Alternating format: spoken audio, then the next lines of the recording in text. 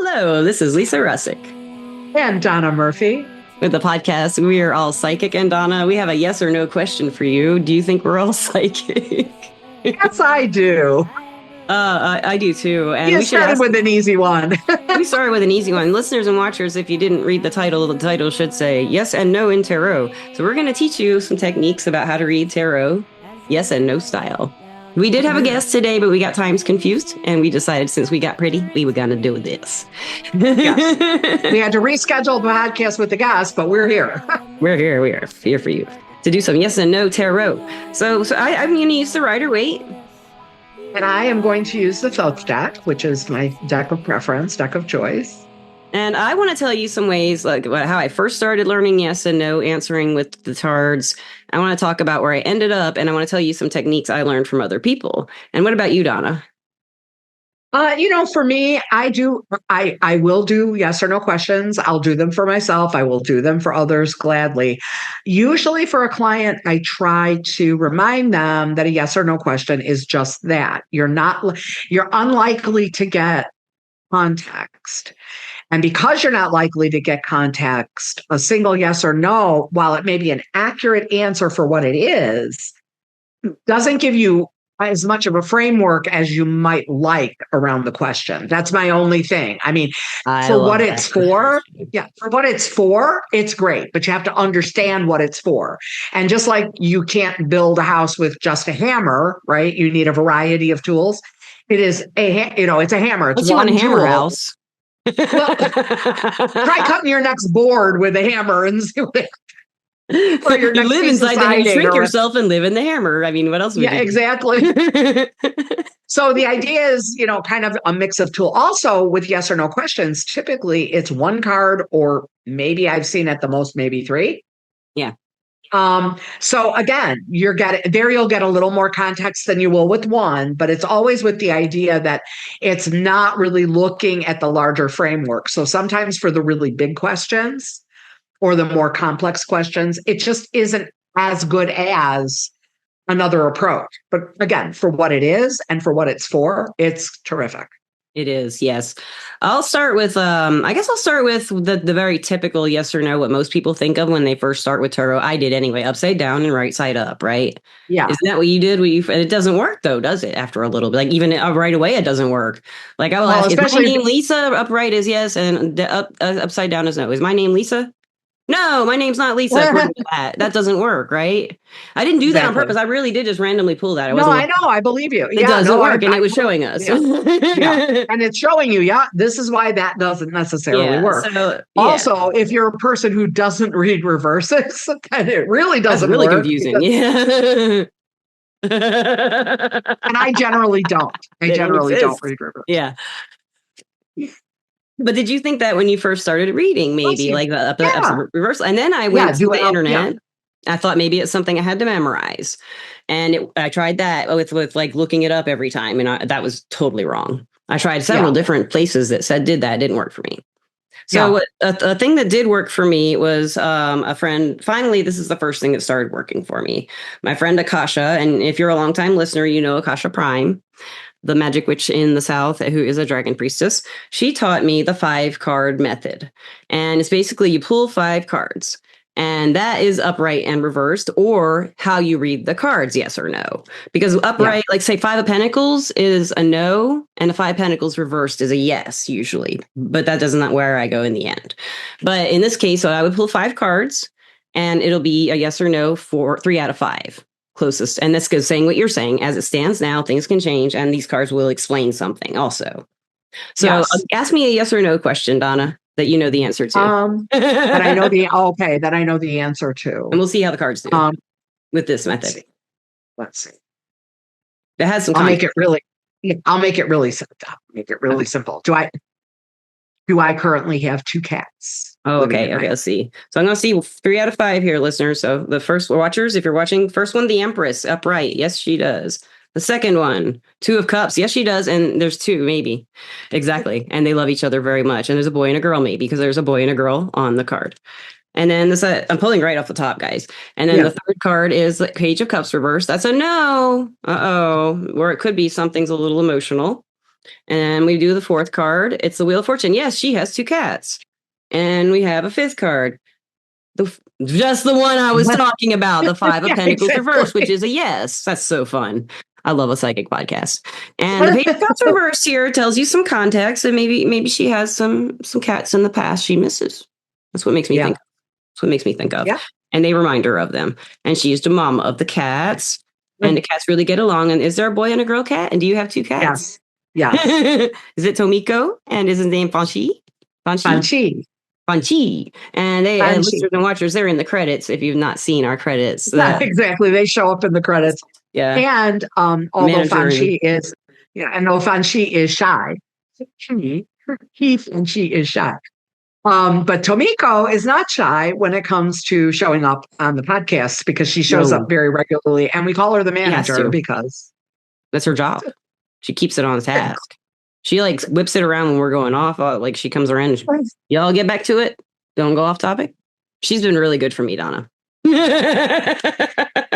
So, okay, I want to talk a little bit. I mean, do you want to talk about some of the methods that you've used for yes and no's? Or yeah, I mean, for me, I typically, when it is a yes or no, I try to keep it 1 to 3 cards.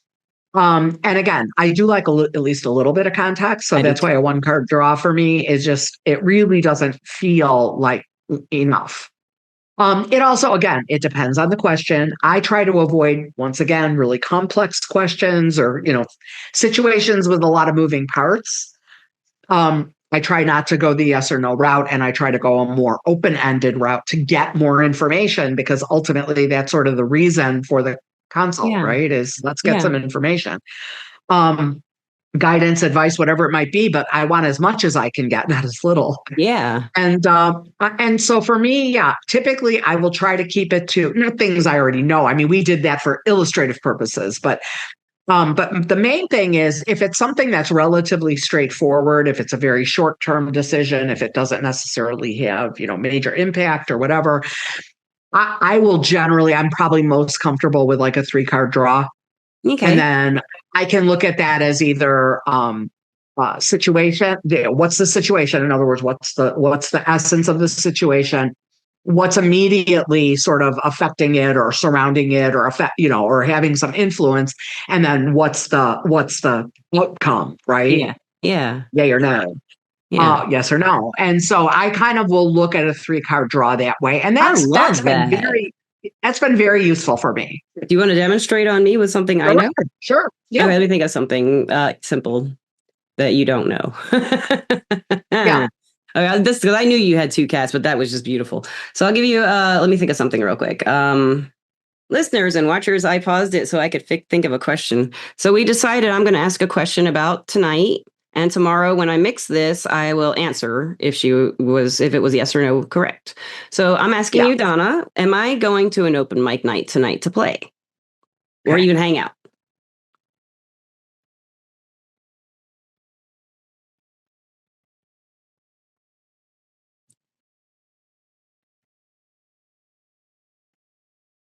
Okay. And what I got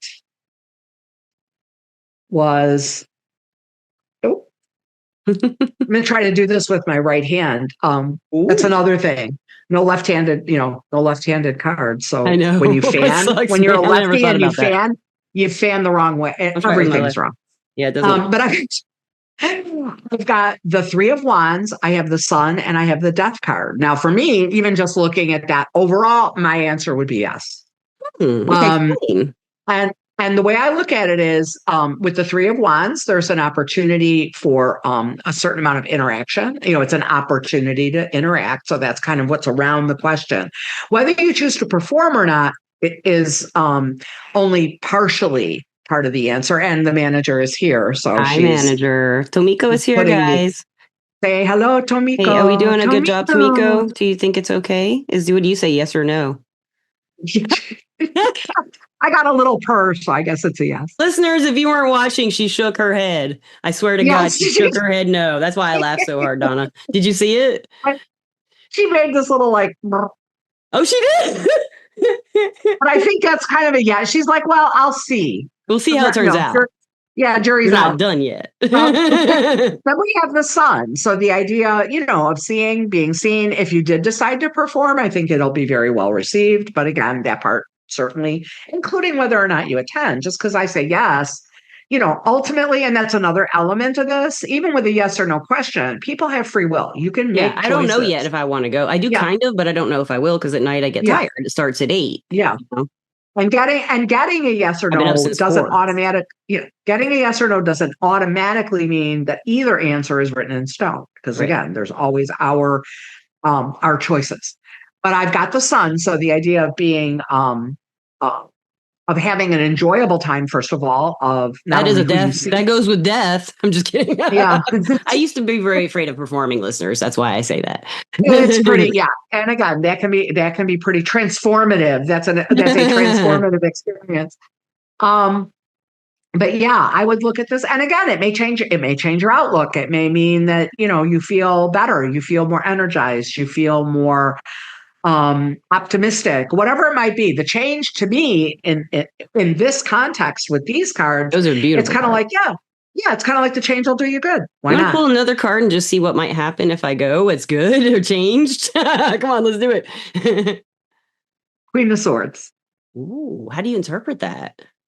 Well, I kind of think, for me, a Queen of Swords is very discerning. Okay. Yes. Her perception is very keen. She's an observer.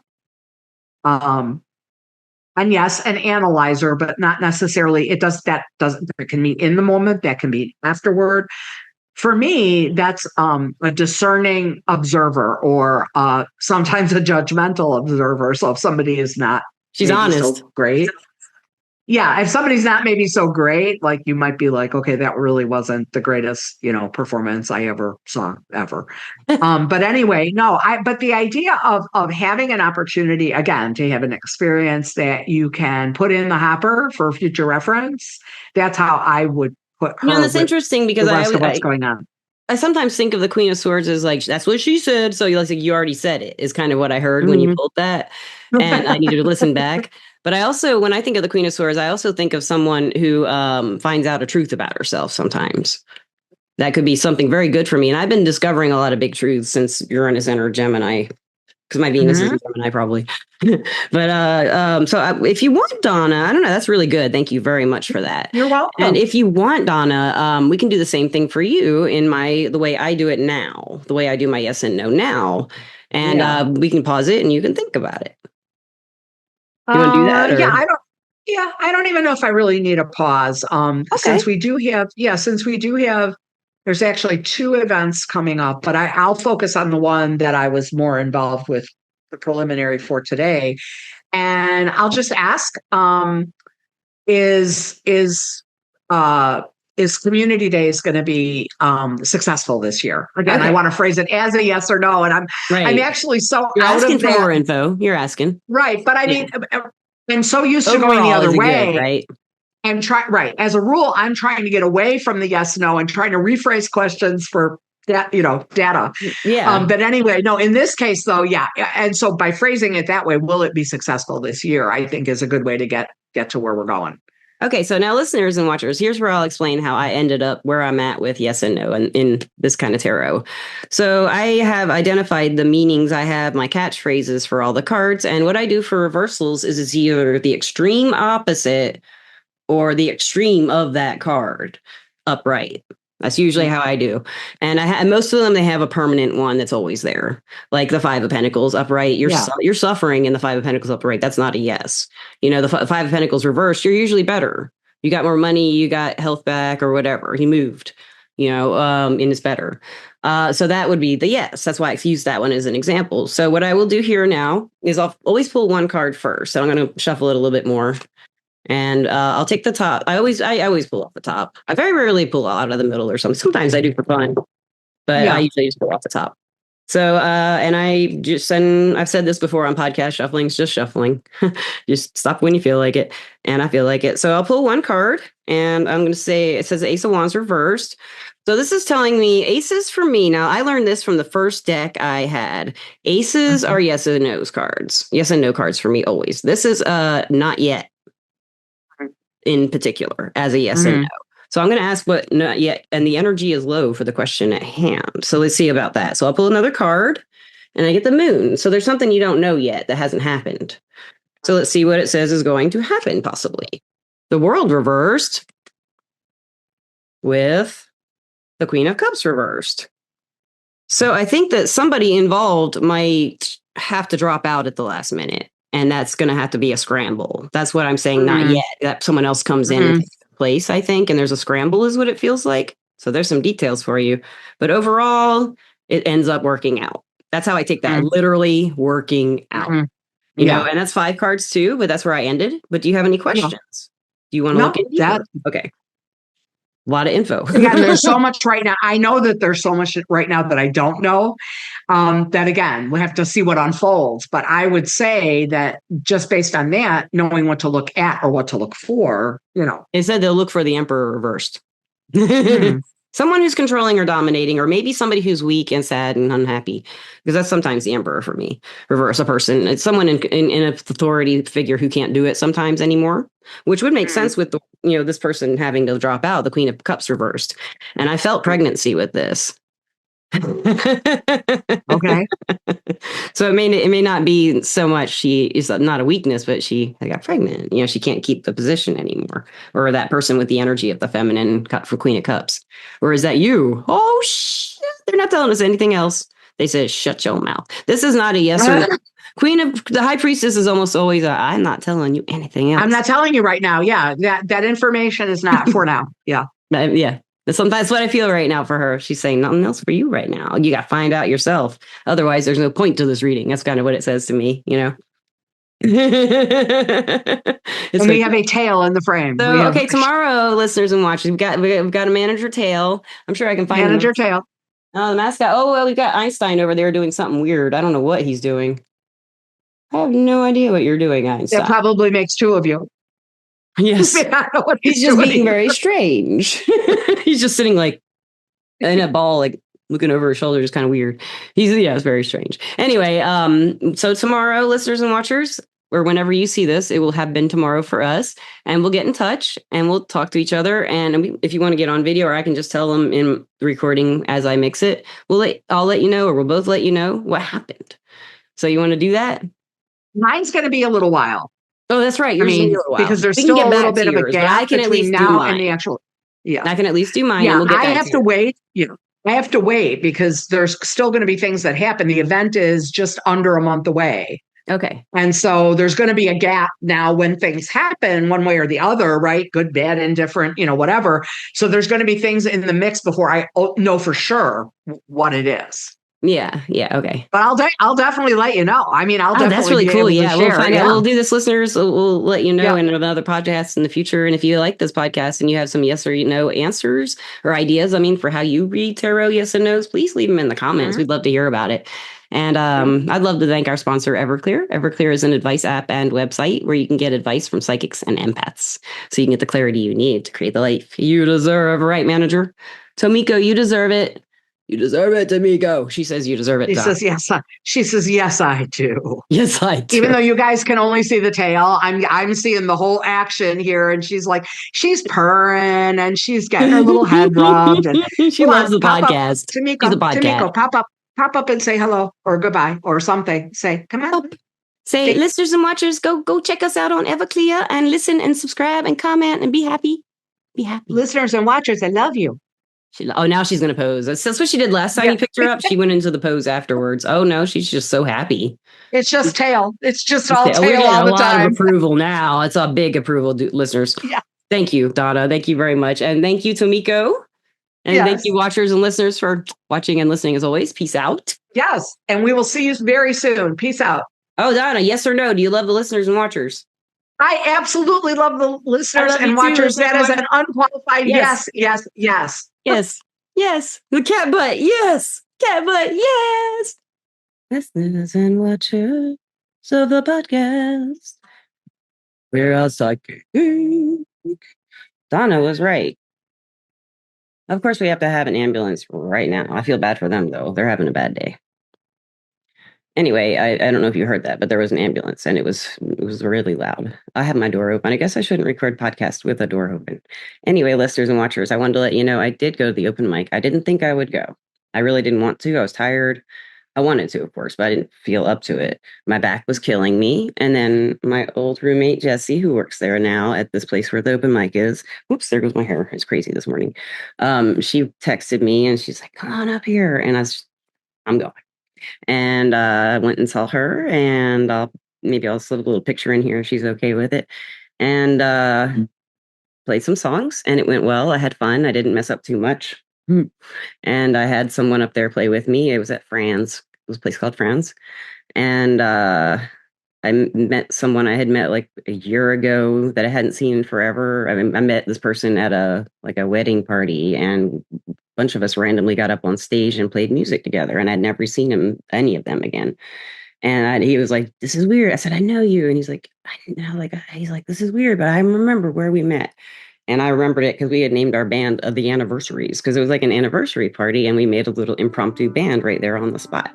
And I think I even talked about that in a podcast, because I mentioned that somebody was like, "We love music. We're lucky we know musicians." And I was like, "I've never lived anywhere that people talk or think that way." So I had a really good time, and Donna was right about everything. The Queen of Swords for me, I just want to tell you this. For me, the Queen of Swords is in the tarot. For me personally, reading for myself is very significant in this time period of my life, because I relate to her right now, and I never have, never in my life. But I think she's the thing that died last night. She's ready to move on. She's moving on out. Queen of Swords is done. The heart wants to come back in, guys. Peace out.